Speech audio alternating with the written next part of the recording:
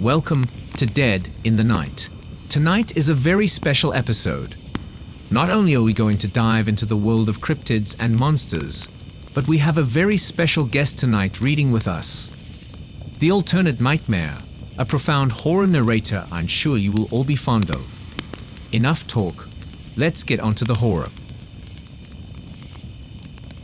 About 20 years ago, I was living in an isolated cabin on the outskirts of a small town called La Loche, Saskatchewan. The house had been built by my grandfather many years before and was situated at the end of a long dirt road that needed the highway but then turned into another dirt road before reaching it. On one particular winter night, I heard something banging loudly against the back door. It continued to bang for several minutes, but eventually went away. After about an hour, I thought it strange that whatever made the racket hadn't returned, so I got up to investigate. But when I opened the door, it led right out onto the snow-covered ground. There were 4 sets of footprints leading away from my door. They didn't look human. They were approximate twice the size of human feet, whose stride was much too long for them to be any foot other than an ape. I followed the tracks to catch up with whatever was making them, but when I got to the main road, which ran parallel to the highway, there were no more tracks or signs that anything had come down it. Puzzled, I walked out onto the street and stared into the blackness toward where my house sat in case an animal might be coming down towards it. Suddenly, something landed on top of me. It squealed like a monkey and reeked like an open sewer as it began gnawing on my head through my winter cap. Fortunately, I'd been able to grab its wrists before it could get to my face. Thus, I was able to prevent it from biting my face, but at the same time, couldn't quickly force it off me because of how vital the thing was. Eventually, with one hand still grabbing its wrists and the other trying to keep my head out of its mouth, I managed to stand up. As soon as I did so, whatever was on top of me flipped over onto its back in front of me and snarled like an angry dog before taking off towards the highway again. That's when I finally got a good look at what had attacked me. An upright walking ape about 7 feet tall with grayish-white skin. It walked similarly to a gorilla, but had a hunched back, so it appeared more ape-like than gorilla-like. I could easily see its eyes in the moonlight, and they were entirely black with no white at all. So it wasn't a bear or some other dog-like animal that I'd never seen before. As far as I know, the creature is still out there somewhere.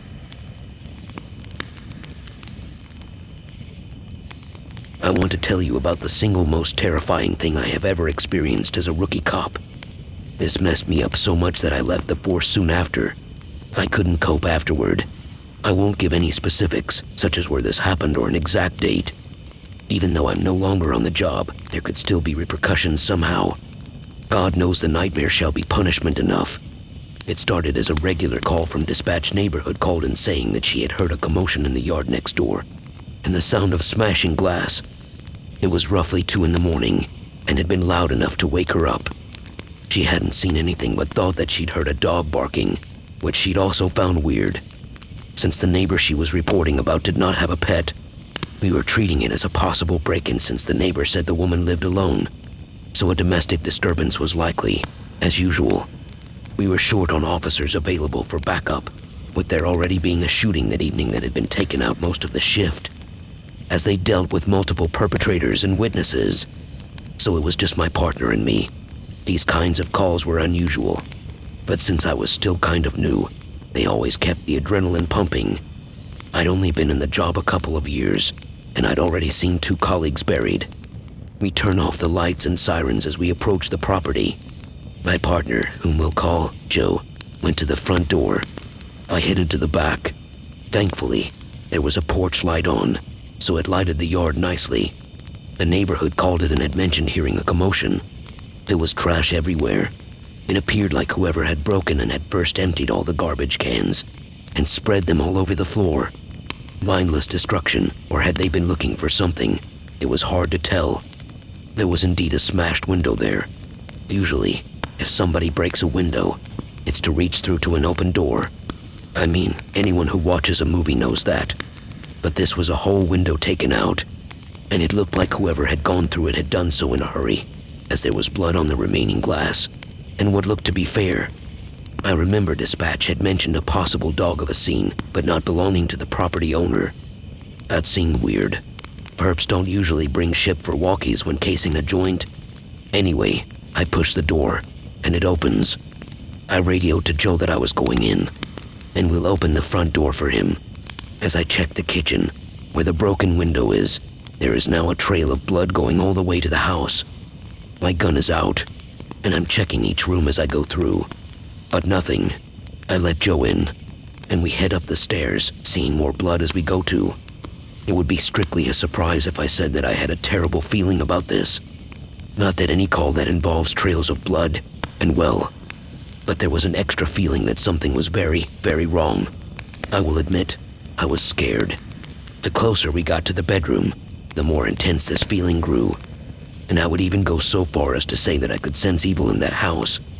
Now, maybe that in hindsight, me looking back and adding memories of feelings, I can't know for sure, but I can tell you that what we found when we opened the bedroom door was the absolute epitome of evil.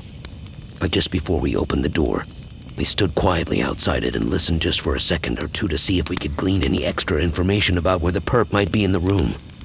We could hear what sounded like to people in there, 2 distinct sets of noises.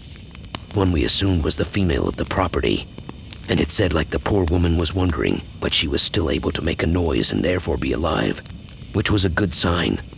The second noise was more unusual, as it sounded like a heavy pant and a low growl. Now we knew there had been a report of a dog's being hurt, but why can we hear the second person? We busted to the door, guns out and ready, but I don't think we could have ever actually been prepared for what we saw. I know for sure that I will never forget it. There was a lot of blood to start with, and we weren't sure who it all belonged to. The woman was lying on the bed. The covers had been thrown off. They were piled in a heap on the floor. She was worn a 90, which had been pushed up, exposing her legs and panties. They were covered in blood. There was a large wound on one of her legs near her ankle, and it looked like God helped her like a bite mark. The sight of the blood wasn't the most shocking thing about her. It was the look of terror upon her face. And then we saw why I had rushed to the woman while Joe had remained by the door. And now the perp appeared from behind it. I will tell you exactly what it was. A dog man. Let me describe this thing for you. I won't ever forget what he looked like since I see him every night in my dreams.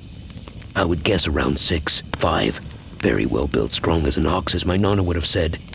Despite being covered in dark brown, rough-looking hair, you could see its muscles rippling through as it went to the gym. You think the rockin', but with fur. He wore no clothing, but the hair was all over, even on his face. He was bipedal, stood tall and proud. Not like a dog who was begging, but like he was meant to be honest, 2 legs. His arms and legs were in proportion to his torso, although the components seemed to hang a little lower than humans would at the end of the powerful-looking legs, or large feet, each with a large curl. The claw, kind of like a talon, and at the end of each long arm was a large paw again, with razor-sharp-looking nails. That all led up to the head. If the body of this abomination was meant to resemble man by a shape, the head was 100% dog. I could have been looking into the face of one of our canine units. It was a German Shepherd for sure, which may be some wolf thrown in. The small pointy ears were pressed down. The long black snout was dripping. Small black eyes stared right at me. And the mouth was open, curled lips, and a snorkel to show a perilous set of teeth. There was now fresh blood all around them all, and that was when I also noticed more blood matting the hair on one side of its body. It must have been the blood trail that we had followed from the broken window. Now, I don't know about you, but when I watch a horror movie, and the hero doesn't bat an eye when they see the vampire or creature or werewolf or monster just instinctively somehow knows what to do to kill them.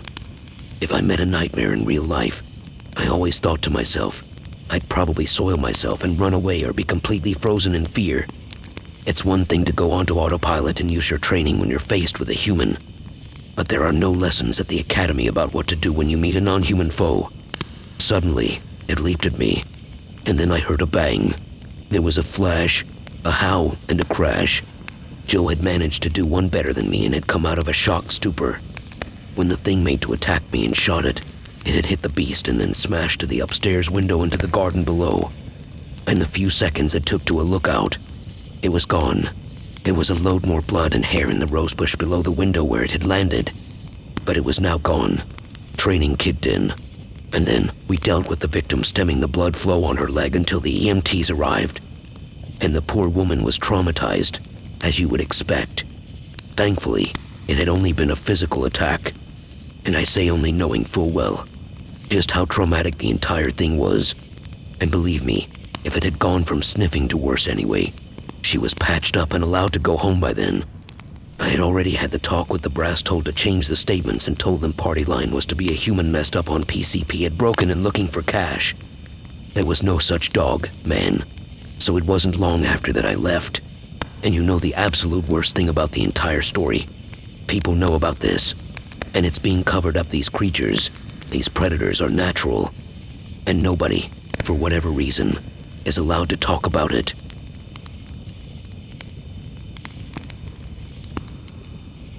My sister owns land in Saskatchewan. On July 25th, 2010, she went out to the shop and heard footsteps behind her. She turned around but saw nothing. Looked inside the shack, small building, and no one was there. She decided to go back inside her house to get something like a weapon or cellular phone. But when she returned only seconds later, only seconds it seemed, another set of footsteps approached from behind her on the concrete flooring. She ran back into the shop again, but saw that nothing was there again.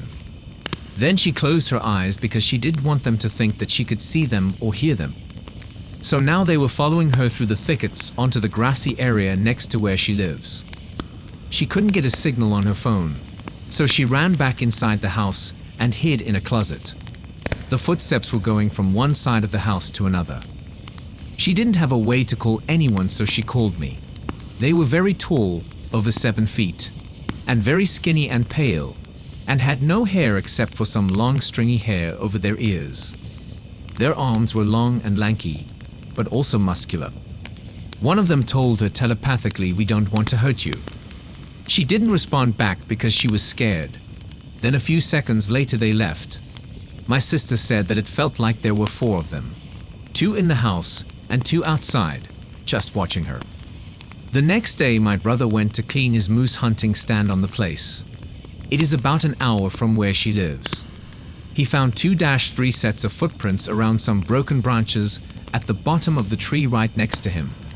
If he had been sitting under those trees, he would have been killed for sure, as those branches were lying on the ground. On July 31st, 2010, she went back to Saskatchewan, to her land. She saw 3 sets of those footprints under a tree right beside her shop. Then one set walked into a thicket and circled around where my brother sleeps when he goes hunting there every year. He has been going there for 10 years now, but he wouldn't go in that area because it was too dangerous. This sounds like what you have been talking about whenever we talk about UFOs or Bigfoot or whatever else is out there. My sister is scared to death. The individual requesting anonymity lives near Anchorage, Alaska, and contacted me after reading several articles at this website. The landowner also indicated they were being harassed by black helicopter sightings around their property. The location is approximately 30 miles southwest of the junction between the Torkeetna Mountains and the Alaska Range, which includes Mount McKinley. The area where the landowner lives is in a lush forest with some spruce trees mixed in with other types of trees, while some are hardwoods such as birch, poplar, etc. Rivers are nearby about 1 mile away on 2 sides of her property. There are also lakes closer to her home that have trout in them according to what she told me. Saskatchewan has experienced its share of Bigfoot encounters over the years. In 1905, tales began circulating throughout Indian reservations near Prince Albert. Population 35,000. An ape-like creature up to 8 feet tall and weighing about 500 pounds was wandering around in the wilderness and attacking trappers. This is tough for me to talk about, but I need to do something about it. My wife and kids don't know I'm telling you this, but I want it out there because maybe someone else can learn from our experience. In 2012, we rented a small cabin in Heather Point on Spalding Lake in Saskatchewan, Canada, near Hudson Bay. For those who aren't familiar with the area, it's right on the lake between many other cabins. The place was very rundown and cheap, no phone service, no TV, etc. That didn't bother us, though. We just wanted to get away for some peace and quiet so my family could enjoy nature. On our second day at the kitchen table having dinner when my 6-year-old daughter said she had seen a man when we first went inside to look around. She described him as taller than Dad, with long straight black hair to his shoulders and very thin. We all laughed it off, thinking she was messing with us. But little by little, she would mention this strange man about half a dozen times in the next few days. It was odd because my wife and I both agreed she's usually not one to make up stories like that.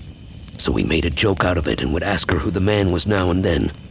One night my son woke around 3 a.m. from sleeping on the couch at the living room entrance, saying he heard someone walking outside near our car. He said they walked around the car on the gravel road, went up to our cabin door, and knocked real loud for about 30 seconds. He said he couldn't get out of bed because he was afraid, but they walked away when they didn't answer. My wife had stayed up late watching some TV in the living room, and she swore she didn't hear anything, and I believe her. My daughter would end up mentioning this man no less than 4 times over the next couple of days, with more details each time. One day it got so bad my wife convinced her to draw a picture of him. This is what she drew: a tall human-like figure with long dark hair parted down the middle, sharp thin face with big eyes, no tears, and naked. She was also adamant that he had something on his head that looked like antlers or horns coming out of it. She said they looked like deer antlers, but more like elk. Each time my daughter would talk about this man, we would casually dismiss it until one night when she said he came into our cabin looking for food.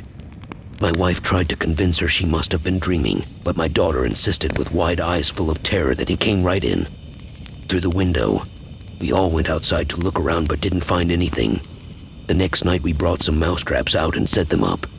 About a week into being there, my wife's brother visited us from Anchorage with his family for a few days. On the second day of his visit, while I was out on a boat ride with him and some other guy, my daughter said she saw the man come back again. This time she said he had been watching us from behind a tree by our place while we all fished off the deck. She described him as standing on 2 legs this time, but that his hair was still parted down the middle, and he still looked skinny with antlers coming out of his head. She said he had watched for about an hour before heading back into the woods. My daughter also mentioned that she saw him standing on our car once, too. It's a black car, so I couldn't see if there was someone on it or not, but my wife and I both agree we didn't leave anyone up there. Another night my son woke up again at 3 a.m. to the sound of wood chips being knocked off our grill by something heavy landing nearby. He got out of bed to take a look outside and told me he thought he saw a tall person walk past our cabin from behind with long hair, but that they were going away from the lake toward the other side where the trails are. I was too tired to go out and look, but I did hear a weird wood knocking sound outside the next day. The same night my son also woke up because he heard something in our hallway.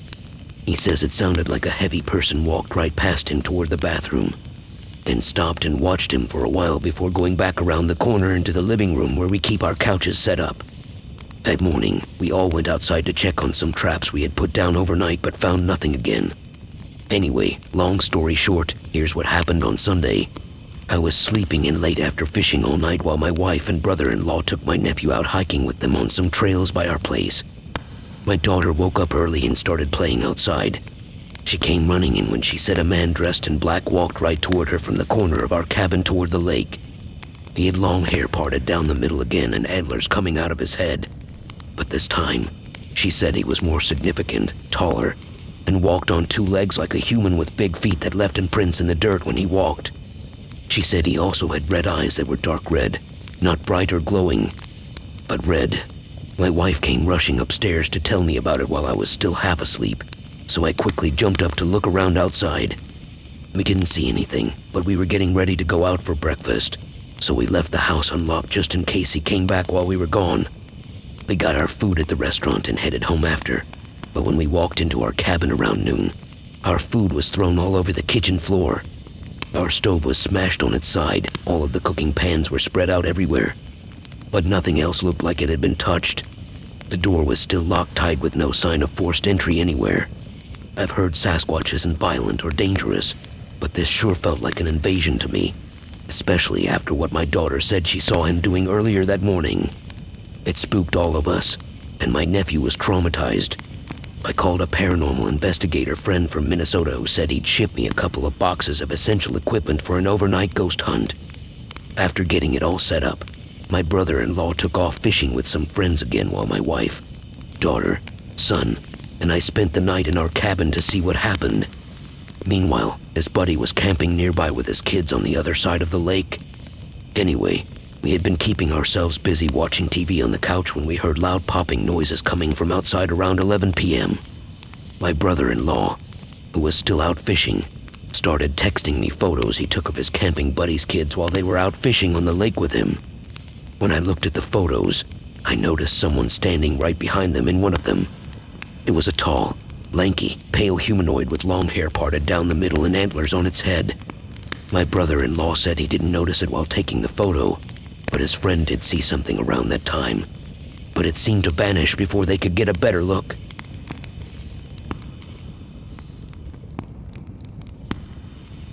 In 2009, I just got a new job, not many friends, just me and my cat. I was told by the guy who showed us the house that there was an old abandoned shack right behind it. So if I needed privacy, go ahead. One night around 10 p.m., I came home from work. All of a sudden, I heard screaming, growling noises coming from behind my house. So I went to confront whatever was out there. When I got back to my house, the growling noise stopped. I called out saying, "Hello, is anyone out here?"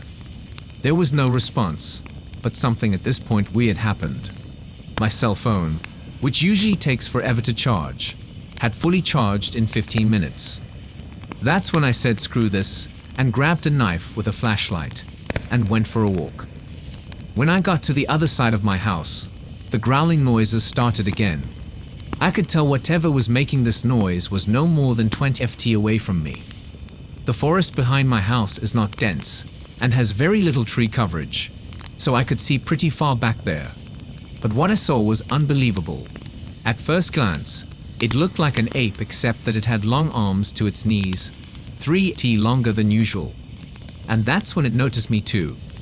It made eye contact with me for about 1 min until it decided to run at me. It ran on 2 legs when it did this, but also lifted its arm, hands / paws into the air. When it got to me, I don't remember much except that I was in shock, and when I turned around to run, blood started gushing out of my nose. My neighbor, who heard the commotion, came over to check on me. And after I told him what happened, he advised me not to report this. I have lived here for 2 years now, and have had several strange things happen, including something trying to get into my house at night. I believe this took place sometime between 1950 to 1955, when my uncle's dad owned one of the houses on this slight stretch of road that ran alongside a dammed-up lake. All the men in town were putting in an extension to an older dock already there for fishing and other recreational activities. This included my uncle's dad. My uncle was a young teen at the time, maybe 13 or 14 years old, and his older brother Steve had gone to live with their mother in Calgary after she divorced their father. They were not living on the farm anymore, probably only about 5 miles from Joe Average's place. So it left both of them alone since they were each out building their own house while saving up some cash to get Steve from Calgary when he graduated high school in a couple of years. Right before this all happened, these red-tailed hawk birds had started going crazy over where the extension to the dock was being built. The builders had no idea why, but all of them figured it might be due to some endangered or threatened species around that area. But whatever it was, they didn't care because they were just happy someone else could find it instead of trying to hunt for something they would never find in the first place. Then one fateful evening, right before dark, when these men were starting to pack up their tools and call it a day, my uncle's dad started hearing something thunderous, walking back and forth across the lake bed towards his direction. He dismissed this at first, thinking that maybe what he heard was someone out for a late jog or perhaps kids messing around just about ready to come home from school since this whole stretch of road was in the same town. At first, he thought it might be someone local who lived nearby since all these houses were built on Foreman's 5-acre plots of land. Still, then when he looked closer and saw that whoever was coming closer to him had highly long legs with skinny arms and fingers, he knew immediately this wasn't some local fellow out for a late jog or kids messing around after school. My uncle's dad called his co-workers over to where they were standing because this jogger was getting much too close for comfort. And if you've ever seen how fast people can run away from an alligator back in Florida, you get the idea. Since my uncle's dad was a practical man, he never said anything about seeing a guy with wings. And being in Alaska, no one would have taken him seriously if he did start telling ghost stories to his friends in front of their wives and kids. His reasoning for this is that taking what they saw in a positive light means there isn't anything to worry about from whatever they saw. So he just kept quiet, assuming this thing didn't have any interest in them. But maybe it did have an interest in the tools they left behind so quickly. Well, when the guys finally got together, they walked out towards where all the noise was coming from, thinking someone had broken into the equipment shed that held all their tools. When they got to the edge of the forest looking over into the lake bed, this huge thing was leaning against the wall, which now had a big hole smashed right through it. It was getting dark at this point, so all they could see was an extremely tall, lanky human-like figure standing there with its back towards them, staring out through what used to be their new dock extension.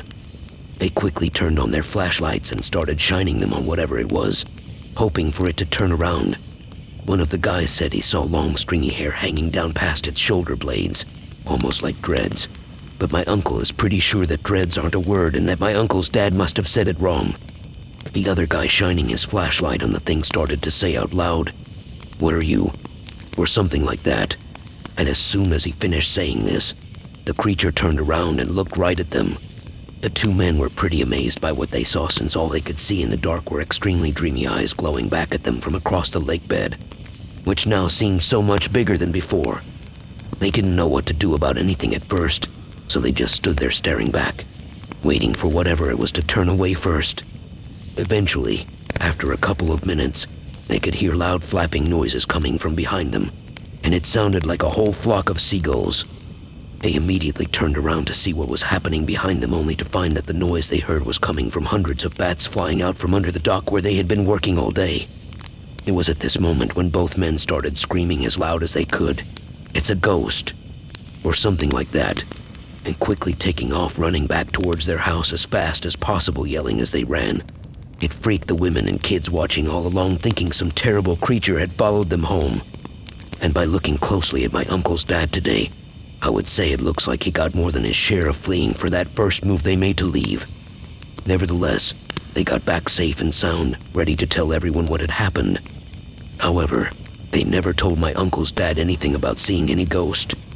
So nonetheless, he moved away with his family to Alaska, where I grew up, hearing no mention of him having ever seen or experienced any paranormal activity. Now let me interject here by saying that if my uncle told me this story as an adult, then obviously, whatever was following them home turned out to be more than just a ghostly encounter.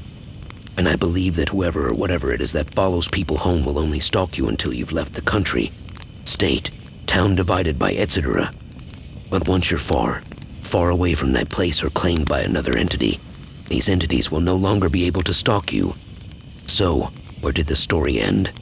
Well, my uncle's dad got a job working in a mine outside of Fairbanks, Alaska, and eventually started his own family there, where he survived until he passed on at the age of 70. So what do I think this creature was that my uncle said his dad saw?